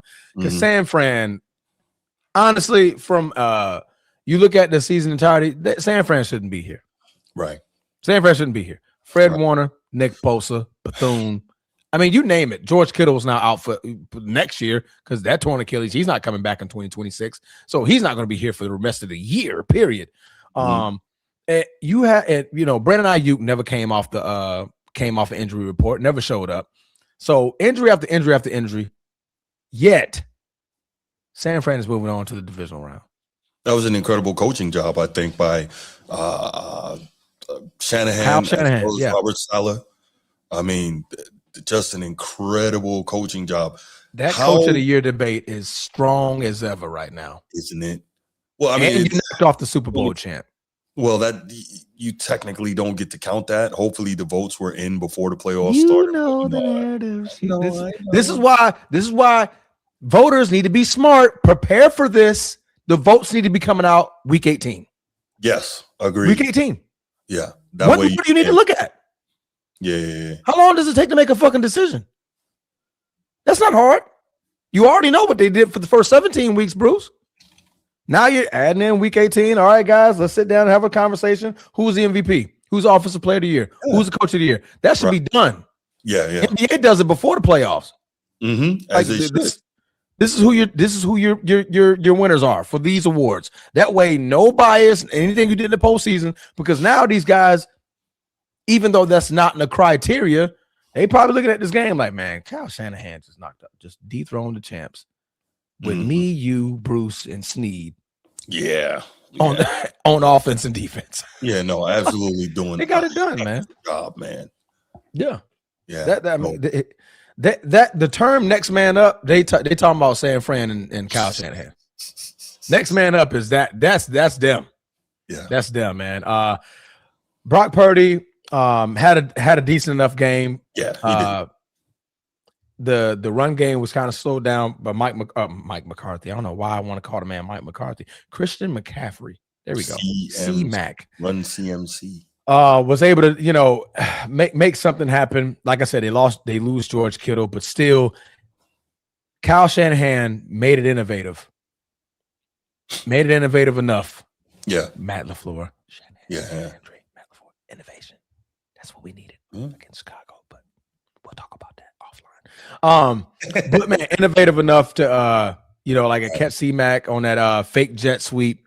Fun stat. What's his name? Juwan Jennings.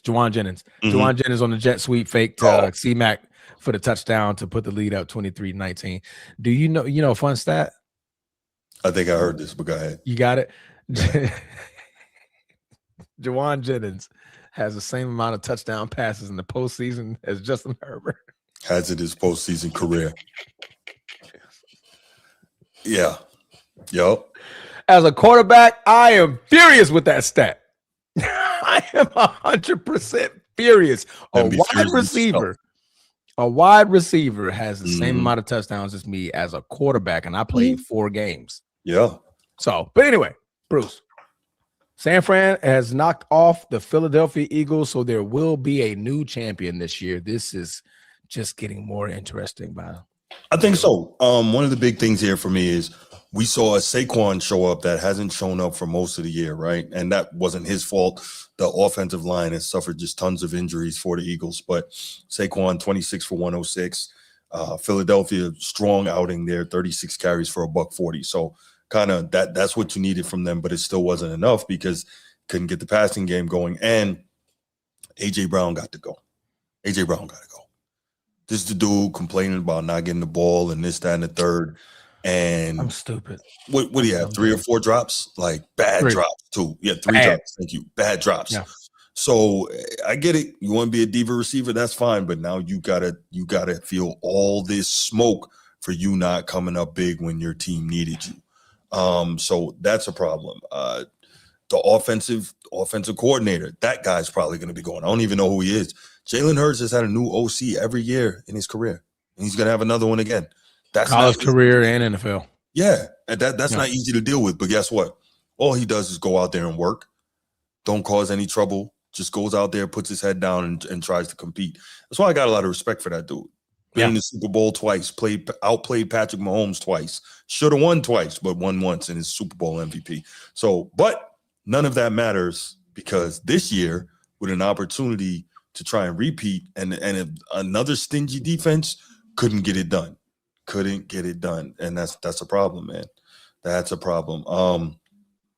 We both did, as you said, pick San Francisco. So I love the win, but I'm also disappointed in Philly. The champs. Yeah, to see the reigning champs in the first round, right? To see them go out in the first round at home, not good. But to the other point you made, man, just we're seeing outstanding coaching from this San Francisco staff, man. They're really doing a great job. What else can you say? That we finally the reason why I called, and I believe you said the same thing, is because Philly's inconsistent this year. Yeah. They were very inconsistent. That's right. And I was banking on that inconsistency to show up against San Fran. Because San Fran is not inconsistent. They got a game plan. They're innovative. They're going to find a way to get into the end zone, find a way to make key drives, and find a way to slow you down on defense. Still, without Nick Bosa, without Fred Warner, without Bethune, without like a lot of guys. I think they had 15, 16 players this year out. Right?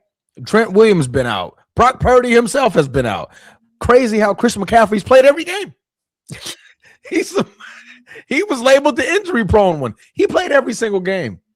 2K yards from scrimmage, balling out this year, out. Obviously had the 2 touchdowns in this game, and the Eagles on the other side, like I said, just very, very inconsistent, man. The first half, you know how to run the football. Second half, it's like, what are we doing? Then you're trying to throw the football. Then you got your diva receiver, key drops. Then, now you're getting it's muddying up the works because now your offensive line is getting penalty after penalty. It was just the inconsistency had to go, and I could see why. I mean, obviously you could point fingers at your offensive coordinator, and didn't he get his house egged this year? Did he? He's one. Yeah, I think they egged his house or something like that. The fans did after one of them losses that they had.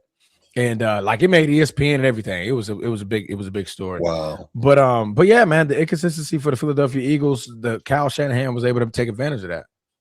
You know, so I again, me and you picked San Fran, and the reasons why I picked San Fran Philadelphia Eagles showed me why.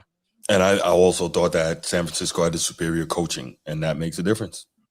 Yeah, no, it does. Now, granted, Sirianni Super Bowl champ, not taking that away from him, but that was last year. This is this year.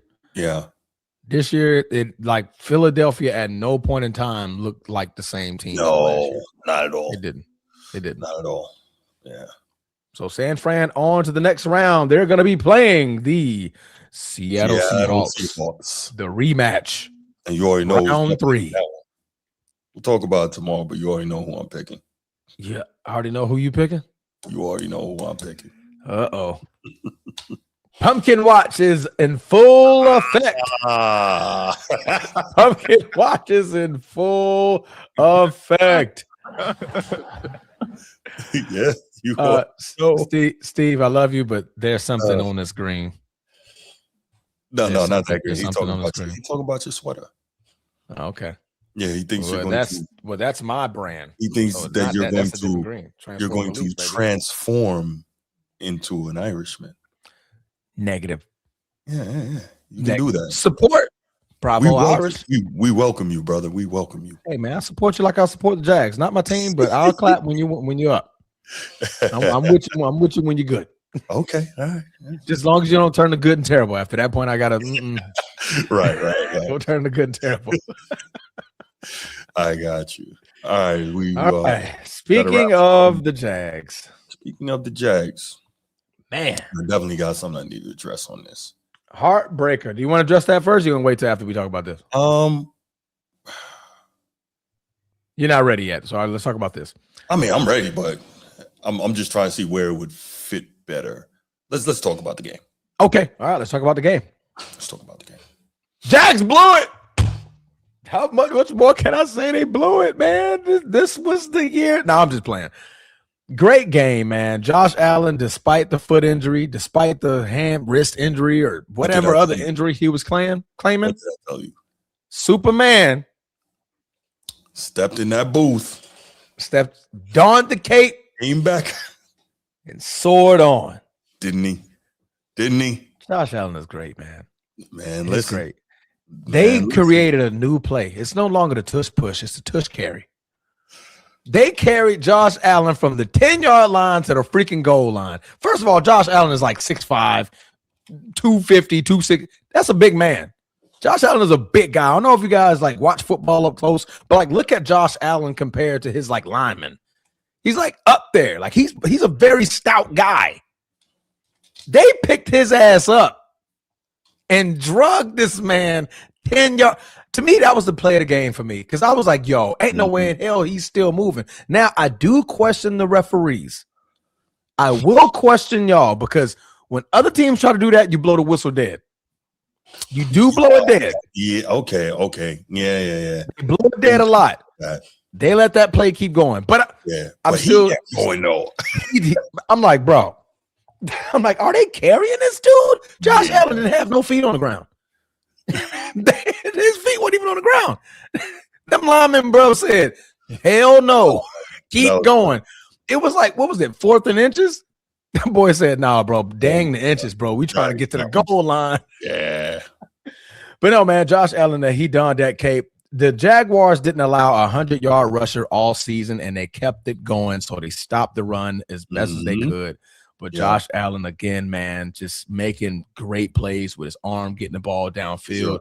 Again, third and one, going for it. 4th and 1, you know Josh Allen can get it, man. He was getting every single one of them.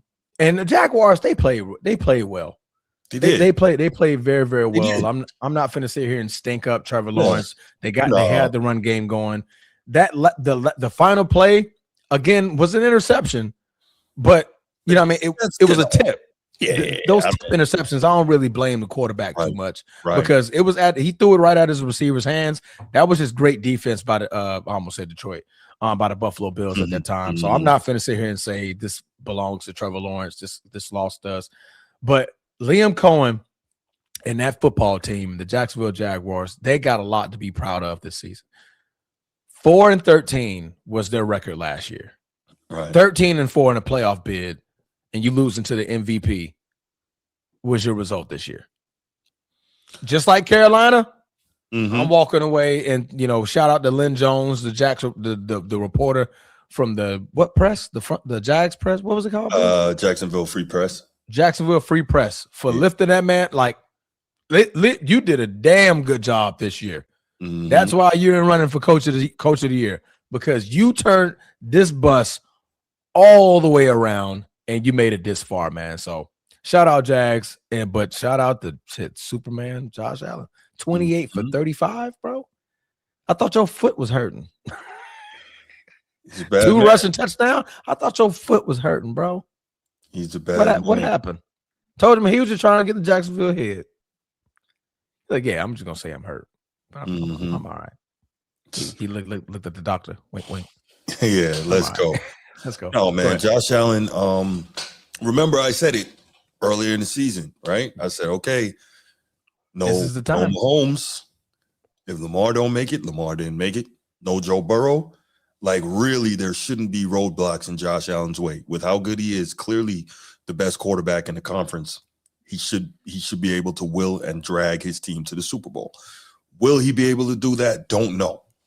But he is, man, he's that dude. He's that dude. And, a really good game, 28 of 35, 7 incompletions, Transformer. I'll take that. Bad foot. 273 yards. I'll take that. Bad foot. 3 touchdowns. Passing touchdown, 2 rushing touchdowns. I'll take that. Bad foot. Yeah. Can I interest you in that? Right? He lied. Yes. Bruce, the 4 quarterbacks that remained in the NFC. Bo Nix. Yes. AFC, I'm sorry. Bo Nix. Yeah. Drake May. Yeah. CJ Stroud. Those are the 3 quarterbacks that's left that Josh Allen have to face. Yeah, where are you putting your money? I'm putting my money on Allen. Put it on Josh. Yeah, I think this is your time. Now I know it sucks for him because this is the worst Bills team he's had. Yeah, he's in this situation. So worst defense, offense is steadying, right? You got him, you got James Cook, and they've been running the football very, very well this season. And he makes miraculous plays, like we call him Superman for a reason. But this is probably like the worst defense Josh Allen has ever had, and he's like, I think they're going to beat Denver, bro. I do. They can. I already picked them to come out of the AFC, but no, I think they're going to beat Denver. I do. They can. Yeah, they can. Because Bo Nix has never been in this situation. That's right. So with the pressure amount to him, Josh Allen has been in this situation already. So, like, I faced Patrick Mahomes, I faced Lamar Jackson, I faced Joe Burrow, I faced the toughest of the tough. Exactly. And I did not go down. Down like it's soft around here. Exactly. I got in a shootout with all them big guns. I can all them boys. Yeah. All them boys caught some work. He believes that. I know he believes that. No, absolutely. He just needs a little bit of help, man. Just a little bit. Broncos ranked 2nd in total defense. Bills are tough, man. Yeah, Bills are 7th. That's a shocker. I didn't think their defense was that good. Man, they're pretty high. Okay, there you go. Their run defense, I think, was bad. Okay. Their run defense. Let me see. Yeah. Bills. Boy, you got to scroll all the way to the bottom to find the rushing defense. They're 28th. That's what I'm thinking about. Their run defense is awful. Broncos can run the football. Yeah. They can run the football. So, they're going to have to look out for that. But the Bills are 4th in total offense. So, and that's thanks to Josh Allen and James Cook, who had a marvelous season this year. Fantastic. James Cook, runner up for, running in the running for Offensive Player of the Year. I think may go to Puka Nacua, the way he's been playing, but still dominant, man. Yeah, dominant. This is gonna be a great game, Bruce. No, it's gonna be a fantastic game, both of them. But yeah, absolutely a great game. Josh Allen, man, he's real deal. Trevor Lawrence picked the wrong time to have 2 turnovers, even though he didn't play terribly. But it just, we can't even say like this was a bad game for the Jags because it really came down to not getting that last stop. So you can't even blame it. I think the Jags are also another team that kind of got a little bit ahead of schedule. No one expected this, 12-4 to end the regular season. Like, okay, all right. No, 13. 13-4, excuse me. Yeah, 13. right, 13-4 to end the regular season. Nobody could have expected that, right? So the question is now, it's always what do you do in the offseason to make yourself better? Because the NFL is the ultimate worst to first and first to worst league, right? I mean, we see it all the time. What was it? What was the crazy stat? 40-something straight seasons with at least 4 teams that didn't make the playoffs the year before making the playoffs the following season. Like, the NFL does not play when it comes to that. Yeah. And it's the nature of the game, the physicality, the free agency, all of that. Yeah. All of these things play a role. So we'll see if the Jags really have something going, or if it was a fluke or a fluke. We'll just say a fluke. I can't remember. Fluke was good enough. I know you're trying to think of your journalism hat and dig another word. It got past me, man.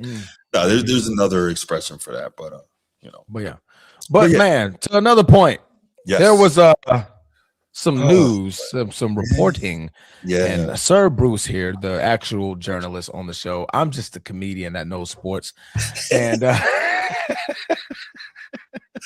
yes, sir. I'm just a comedian that knows sports.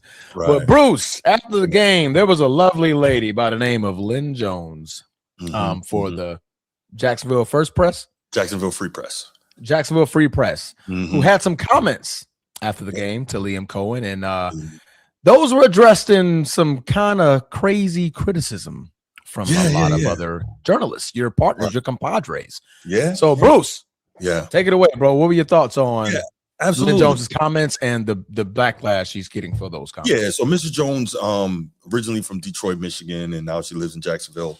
And she she's the associate editor for Jacksonville Free Press, which is one of two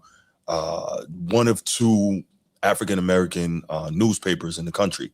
The Jacksonville Free Press and the other is the Florida Star. I worked for the Florida Star and covered the Jags for 2 seasons, right?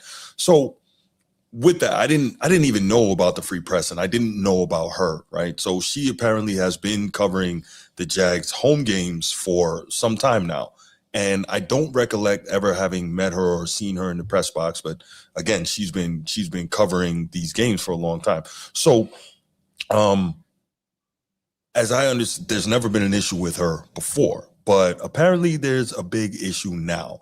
And I'm going to play the clip of her interaction with Jags coach Liam Cohen following the game in the post-game press conference. And then I'll tell you kind of the response that we're getting throughout the sports media and then give my thoughts on it, and then we'll go from there. So here is her commentary to Jags head coach Liam Cohen following the game. Congratulations on your success, young man. Thank you. Hold your head up, all right? You guys have had a most magnificent season. Thank you. You did a great job out there today. Appreciate so you just hold your head up, okay? Okay, so that's what it was actually longer than that, but okay. that was that was the piece you're getting to. Go ahead. Yeah. But basically, I think the whole clip was like 27 seconds, but she was doing a lot of encouragement following the loss and so on and so forth. But here's the deal. Many people were many people who are quote unquote big J journalists, right? People who attended journalism school, work as journalists, sports writers, etc., really went in on her for those comments, because basically the premise, and this is one of the things that you're taught from the beginning, you're not a fan. You're there to cover the story, cover the team, cover the story. You're not a fan. And, commentary like that makes you sound like a fan, and it can make you sound unprofessional, right? So I have been in a number of post-game press conferences, college women's basketball, college men's basketball, NFL, and college football, right? I've been in a number of these things. And so I think a lot of what we hear is, a lot of what we heard yesterday are a lot of people very upset in her commentary and saying it was unprofessional, some going even as far as to say, her credentials should be revoked. She's an embarrassment to herself and to the organization that she works for, blah, blah, blah. And so here's my thing. You guys have heard me say many times, 2 things can be true. 1, she was unprofessional in that. You're not a fan. You're not supposed to console the losing coach or the losing player. You're not there for that, right? Now, if you've covered the team for a long time, you probably have had the opportunity to speak to the coach behind closed doors, right? That comment there, that's the type of comment that you make behind closed doors. You don't say that in a post-game presser. Your job in a post-game presser is, 1, to get get quotes. 2, to ask questions, to get insight into the mindset of the coach and the mindset of the players, and get further insight into what you actually saw with your eyes take place on the field. Why? Because as journalists, you're not on the field, so you're getting that insight. And part of our job as sports writers is to become a conduit between the players and the coaches and the fans, right? And what I would always do, this was my thought, what I would always do when I was in a post-game presser was, I would always be thinking, like, don't just ask the basic question. I would always be trying to think about what would I want to know if I was a fan without this access that I have right now. So let me get some greater insight into what's going on, right? And so she was unprofessional in that commentary that she made. That said, so many people are freaking overreacting to this. Revoke her credentials? What? Embarrassment to herself and to her organization? What? No, this is absurd. And I'm going to say something here that might not be popular, but I'm going to say it. 1, this is someone that we have never heard of prior to this. Most people have never heard of her prior to this, which means in all her years of journalism, right? She's been a journalist probably, I think she's in 25 years. Right. Well, that's just with the free press. She's been covering the Jags all the time, but she's been a journalist probably almost as long as I've been alive, right? Yeah. We've never heard of her until now. What does that mean? She's just quietly doing her job. She's done her job flawlessly, right? Because if she had issues before, we probably would have known who she was. At the very least, those of us who live in Jacksonville, right? And so that means she's on her job and has been on her job.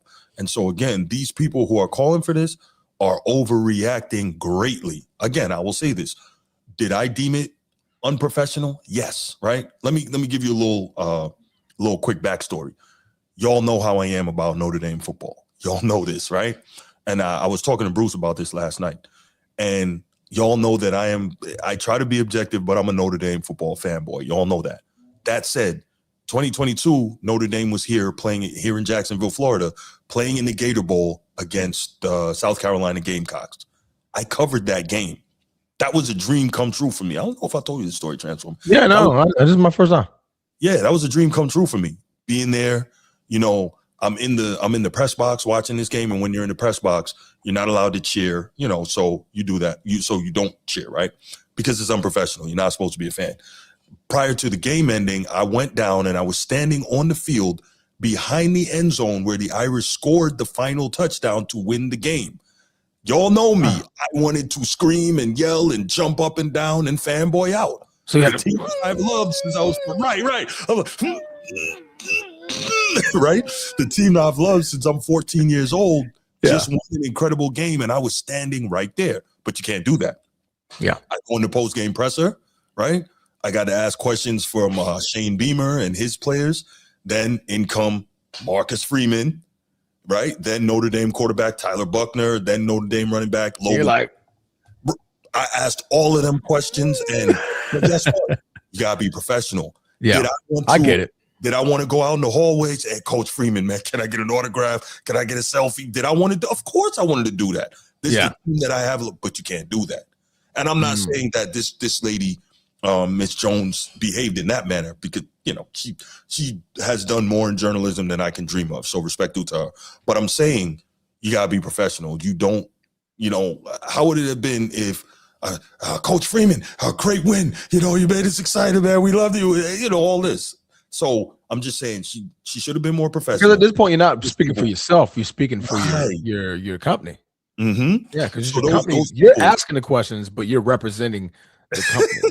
And I'm pretty sure your company is not a Notre Dame fan. Right. Yeah.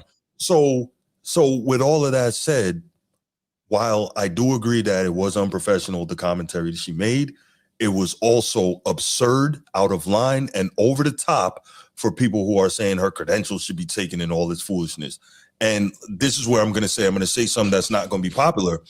I believe that there were some people, not all, there were some people just waiting to take a shot at this black woman because they had no other way to take a shot at her before, because she had been impeccable and immaculate in her resume to that point. So they saw an opportunity and they took it. Now, she's interviewed greats like Barack Obama, former president, Terry Bradshaw, Tiger Woods. Right. And have we heard anything like this before? No. No. right? Right. So there's Bruce says she can't do it, or it's just an unwritten rule. So, okay, it's both, right? So when you're in the press box, they literally announce over the speaker in the press box that no loud noise or cheering is allowed in the press box. And it's kind of well known that when you're in the post-game presses and stuff, you don't say the type of things she said, because again, one of the things you're taught, especially in sports media, you're not a fan. You are not a fan. You're there to do a job. So there's that. Now, here's something else I have that I found this morning. Another friend sent me. And this is interesting. After a game during this season for the Cleveland Browns, this is a Cleveland reporter saying this to Kevin Stefanski. And this is going to point out the blatant hypocrisy. Check it out. I just want to say this. I'm not going to be in Cincinnati. And I really hope this is not the last time we get to talk to you face to face. I think you've had to deal with things, especially this year, that were unfair, that you had to coach a team that was, especially on offense, that was inferior to the teams that you faced. So I don't expect you to answer that. I just want you to know that's how I feel. I respect that from you, as you know, and you guys know this game is never going to be about one person, and that includes me. To me, that was the exact same thing. Thank you. That was the exact same thing she did. And nobody made a big deal out of it, right? We didn't even know about that. My boy sent me that. I had no idea.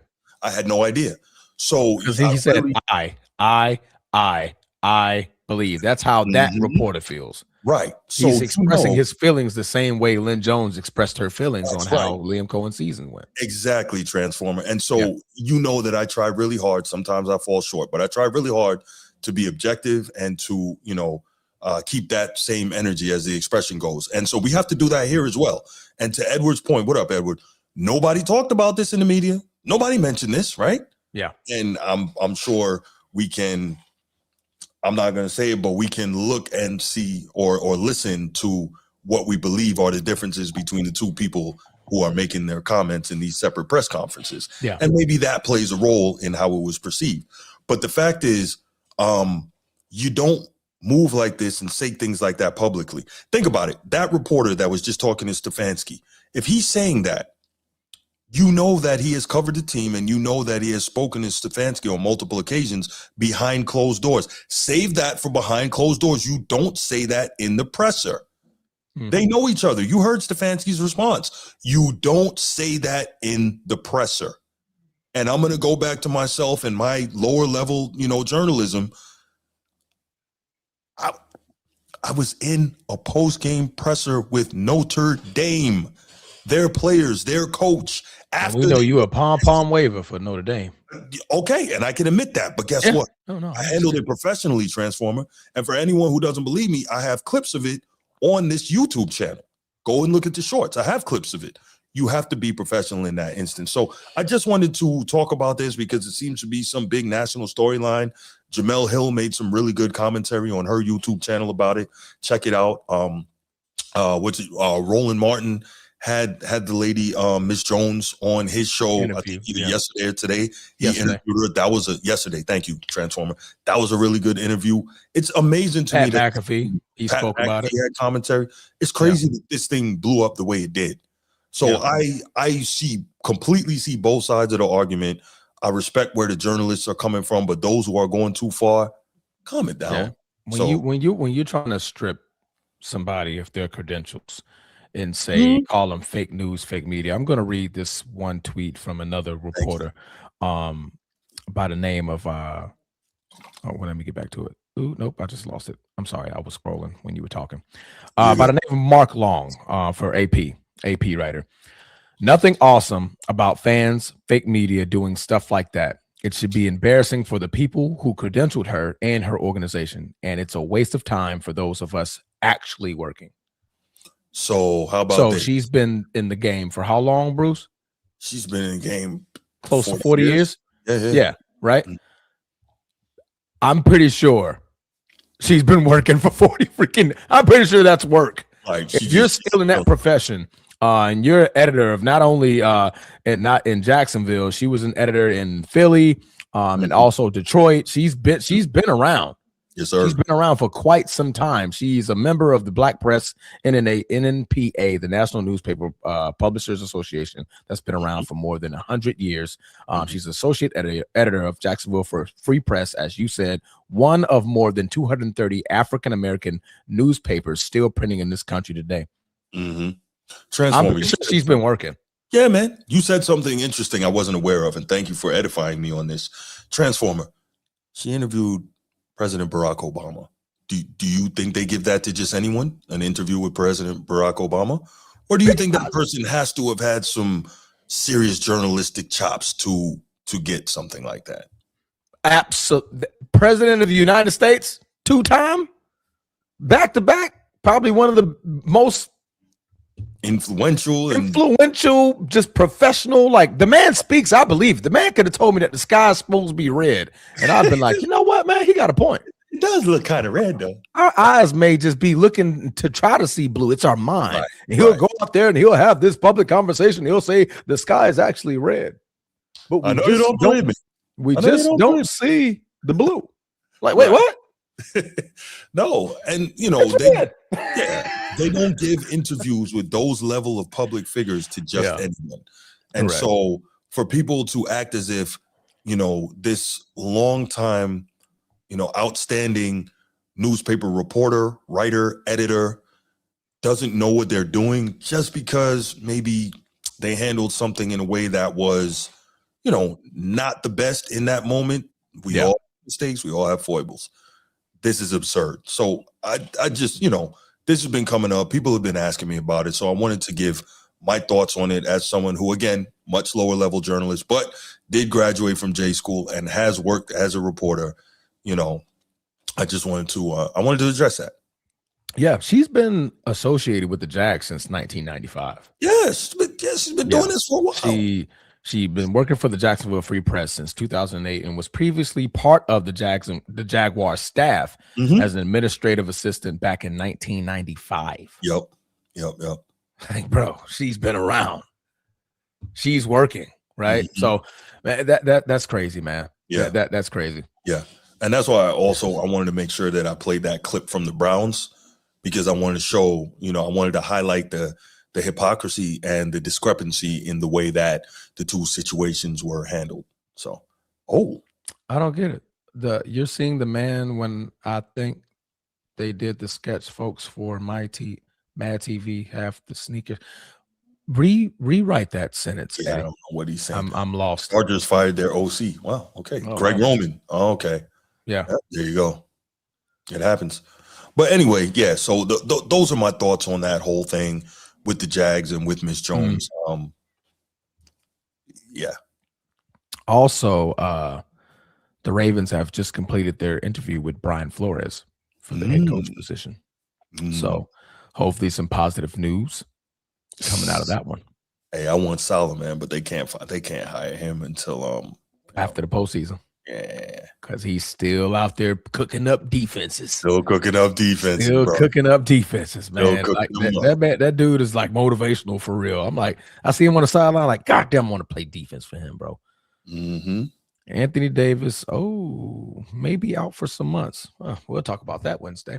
That's I definitely wanted to hear your point of view when it came to this topic, because again, I'm not the professional journalist you are, and I give you the ultimate respect for that. And I definitely wanted to hear, because I'm wondering how this noise is coming about, because like you said, there are rules, and I assume so. I'm like, I've never heard a journalist or one of the interviewers in the post-game presser give compliments or try to praise the coaches or players. And I've always wondered why. I'm like, why don't they say it? But that's more of the rule, and it's part of your job. So, but instead, like you said, that's just overkill.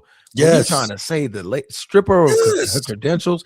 It's an embarrassment to her organization. Fake news, fake fans. Like, what? Yeah. Like, come on, man. Like that. Fake news, fake media. Yeah, what are you doing? That's a stretch. Like, obviously, Mark Long was the guy who made that tweet, who writes for the AP. Obviously, you want some attention. No, great point. But again, like, I'll keep going back to fake news and fake media doesn't interview presidents. No. Let's keep it a buck. Tiger no matter who Woods. that president is. Come on, like right, legends. Tiger Woods, right? That's a big one. Yeah, legends. I would assume she interviewed him when he probably came and played at TPC Sawgrass down here. Yeah. These I are. was at that game. I mean that tournament. Yeah. Okay. I was literally. You always knew where Tiger was. Just follow the crowd. Just follow the crowd. If you had a hole, you don't see a lot of people around. Tiger's not here. Tiger's not over there. You're following the entire crowd, and it was so amazing to watch. I'm like, yo, this is fucking Tiger, bro. Yeah. This is Tiger freaking Woods, man. Like, this is the GOAT here. Like, bro, like, come on, man. It's amazing. Yeah. It was amazing. But yeah, that's where we are with that. And that wraps up our NFL wild card weekend wrap up, man. It was a heck of a weekend with some incredible games. Some of them didn't go the way we expected. But you will have our picks for the divisional round coming up tomorrow night. Tuesday? Tomorrow night. Yes. Tomorrow night, Wednesday night. So we appreciate that. Also, if you are a college football fan, I'm going to be pumping out some college football content later this evening, and I will have a guest joining me. So tune in for that. It's not Ryan Langford. No, it's not. But it's okay. I was like, you just say his name. Oh, okay. It's another college football content creator. So we're going to talk about that. All right. Yes. So So tune in for that. I'll get that stuff put up and scheduled in a bit. So look out for it. Make sure you like and subscribe. Make sure you share. Appreciate you being here. Thank you if you're watching now. Thank you if you are watching on the replay. Have a good one, and we out.